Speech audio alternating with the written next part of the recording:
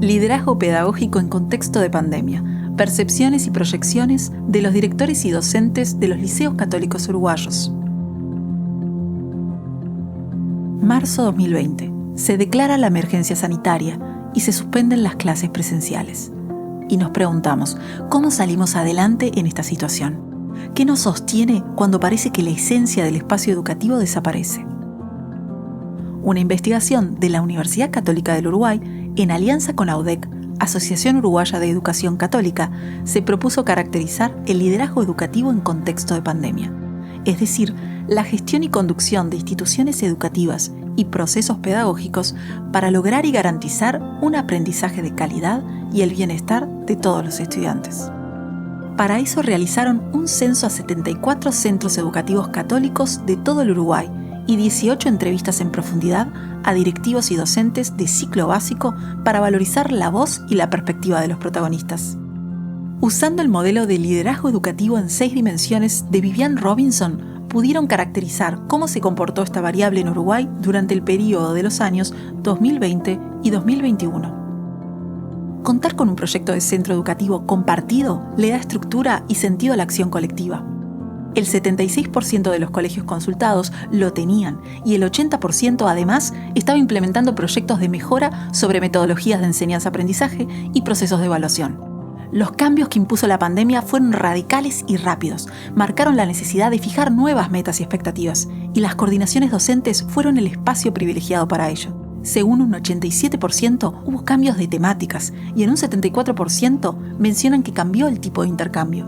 Estos espacios resultaron ser un momento de encuentro y sostén emocional entre pares y no solo un espacio destinado al desempeño académico. El intercambio entre docentes se centró en las prácticas virtuales y en cómo implementarlas. Después de establecer objetivos y metas, los líderes pedagógicos deben seleccionar y asignarles recursos materiales, económicos, tiempo y experticia para que se lleven a cabo. El 60% de los centros afirman haber reasignado recursos, específicamente recursos técnicos, para cubrir la nueva situación. En un 70% de los casos no existieron nuevas contrataciones, por tanto, se resolvieron con el personal que tenían. El 68% usaban una plataforma educativa antes de la pandemia, pero le daban un uso limitado, que no generaba un impacto pedagógico en las prácticas docentes. El 32% de los colegios se vio en la necesidad de incorporar una plataforma educativa para la pandemia, y el 96% incorporó variadas herramientas de videoconferencia para mantener la propuesta educativa. Para asegurar una enseñanza de calidad, hay que combinar la supervisión y coordinación activa del programa docente con la observación y retroalimentación de la enseñanza en el aula y el monitoreo conjunto de los resultados de evaluación estudiantil. El 86% de los directores considera que se brindó apoyo pedagógico a los docentes entre algunas veces o siempre durante todo el periodo. El 57% de los directores considera que supervisaron aspectos de planificación entre algunas veces y siempre en ese periodo. Y si bien el 32% de los directores responde que no se realizaron visitas a clase durante el periodo, se destaca que fue un proceso de acompañamiento general centrado en lo emocional, más allá de los acompañamientos que se realizan a nivel de aspectos curriculares o pedagógicos. El liderazgo pedagógico debió asumir una emergencia de tal magnitud que este punto no fue uno de los más desarrollados por los directores, por lo menos en las 2 primeras fases de la pandemia.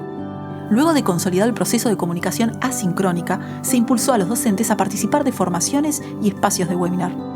Cuando se releva cuáles son las áreas prioritarias para la capacitación en la pandemia, se visualiza que los contenidos sobre las competencias digitales son los seleccionados por los docentes a fin de poder sobrellevar las nuevas demandas de la educación.